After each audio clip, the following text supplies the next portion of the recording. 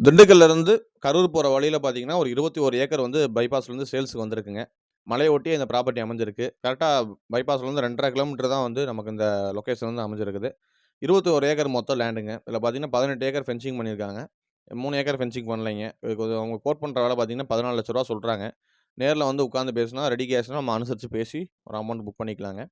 இதில பார்த்தீங்கன்னா வந்து 2 டிவிஷனா வந்து நம்ம அந்த தோடம் பண்ணியிருக்காங்க. ஸோ, அந்த 3 1/2 ஏக்கருக்குமே வந்து நம்ம கம்பி வேலியோ, இல்ல வலையோ வந்து நம்ம வாங்க தேவையில்லைங்க. எல்லாமே வந்து நமக்கு அங்கனே வந்து இருக்குது. பிரிச்சு போட்டுக்கலாங்க. இதில பார்த்தீங்கன்னா வந்து 2 போர் இருக்குங்க.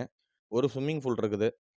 100 தென்னை மரங்க இருக்குது. 40 மாமரங்க இருக்குது. 2 லேபர் குவார்ட்டர்ஸ் இருக்குது. 2லயுமே வந்து வீட்டு சர்வீஸ் இருக்குங்க. 2 ஃப்ரீ சர்வீஸ் இருக்குது. 1 கிணறு இருக்குதுங்க. மலைய ஒட்டி அமைஞ்சிருக்குங்க. நல்ல ப்ராப்பர்ட்டிங்க. ஃபியூச்சர் இன்வெஸ்ட்மென்ட்க்கு நல்ல ஒரு ப்ராப்பர்ட்டி. இந்த மாரி லோ பட்ஜெட் அக்ரி லேண்டுக்கு நமக்கு வேணும்னா, நம்மள மேல இருக்கிற நம்பர கான்டாக்ட் பண்ணுங்க. அனுசரிச்சு பேசிக்கலாங்க. நன்றி, வணக்கம்.